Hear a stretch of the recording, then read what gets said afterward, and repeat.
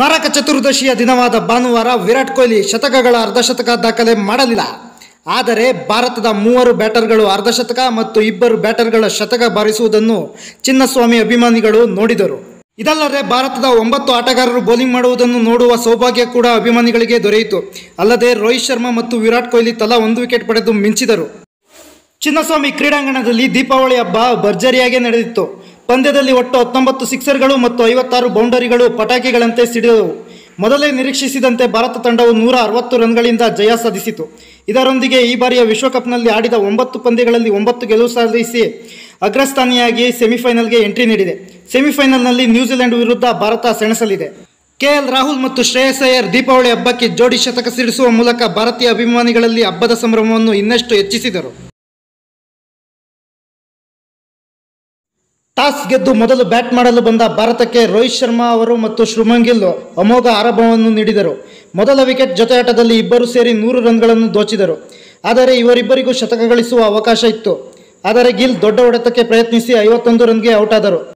ರೋಹಿತ್ ಕೂಡ 61 ರನ್ಗೆ ತಮ್ಮ ವಿಕೆಟನ್ನು ಕೈಚೆಲ್ಲಿದರು.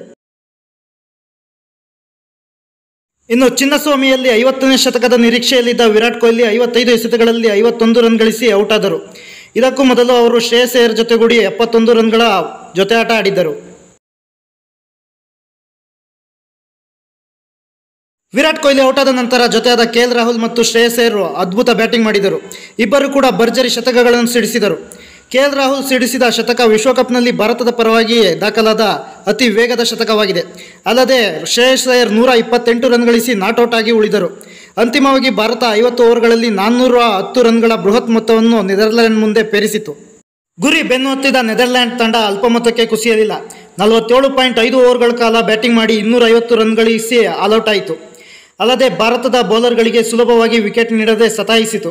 ಭಾರತದ ಪರ ಬೂಮ್ರಾ, ಸಿರಾಜ್, ಕುಲ್ದೀಪ್ ಯಾದವ್ ಮತ್ತು ಜಡೇಜಾ ತಲಾ 2 ವಿಕೆಟ್ ಪಡೆದು ಮಿಂಚಿದರು. ನೆದರ್ಲ್ಯಾಂಡ್ನ ತೇಜ ನಿಡಮ್ನೂರ್ ಅರ್ಧಶತಕ ಗಳಿಸಿ ಮಿಂಚಿದರು. ಇನ್ನೊಂದು ವಿಶೇಷವೆಂದರೆ ಭಾರತ ತಂಡದ ಒಟ್ಟು 9 ಮಂದಿ ಬೌಲಿಂಗ್ ಮಾಡಿದರು. ವಿರಾಟ್ ಕೊಹ್ಲಿ ಮತ್ತು ರೋಹಿತ್ ಶರ್ಮಾಗೆ ವಿಕೆಟ್ ಕೂಡ ಲಭಿಸಿತು. ನೆದರ್ಲ್ಯಾಂಡ್ ನಾಯಕ ಸ್ಕಾಟ್ ಎಡ್ವರ್ಡ್ಸ್ ವಿಕೆಟ್ ಪಡೆದ ವಿರಾಟ್ ಕೊಹ್ಲಿ ಮೈದಾನದಲ್ಲಿ ಮಿಂಚಿದರೆ ಪ್ರೇಕ್ಷಕರ ಗ್ಯಾಲರಿಯಲ್ಲಿದ್ದ ಅನುಷ್ಕಾ ಶರ್ಮಾ ಕೂಡ ತಮ್ಮ ಪತಿ ವಿರಾಟ್ ಕೊಹ್ಲಿ ಪಡೆದ ವಿಕೆಟ್ ನೋಡಿ ಸಂಭ್ರಮಿಸಿದರು. 48ನೇ ಓವರ್ ಬೌಲಿಂಗ್ ಮಾಡಿದ ನಾಯಕ ರೋಹಿತ್ ಶರ್ಮಾಗೂ ಕೂಡ 1 ವಿಕೆಟ್ ಬಿತ್ತು. ಈ ಮೂಲಕ ಭಾರತ ತಂಡ 160 ರನ್ಗಳಿಂದ ನೆದರ್ಲ್ಯಾಂಡ್ಸ್ ತಂಡವನ್ನು ಸೋಲಿಸಿತು ಹಾಗೂ ಅಜೇಯವಾಗಿ ಸೆಮಿಫೈನಲ್ಗೆ ಎಂಟ್ರಿ ನೀಡಿದೆ. ಈ ವಿಡಿಯೋ ನಿಮಗೆ ಇಷ್ಟ ಆಗಿದ್ದರೆ ಲೈಕ್ ಮಾಡಿ ಹಾಗೂ ಇದೇ ರೀತಿ ಹೆಚ್ಚಿನ ಕ್ರೀಡಾ ಮಾಹಿತಿಗಾಗಿ ನಮ್ಮ ಆಲ್ರೌಂಡರ್ ಆಟ ಯೂಟ್ಯೂಬ್ ಚಾನಲನ್ನು ಸಬ್ಸ್ಕ್ರೈಬ್ ಮಾಡಿ.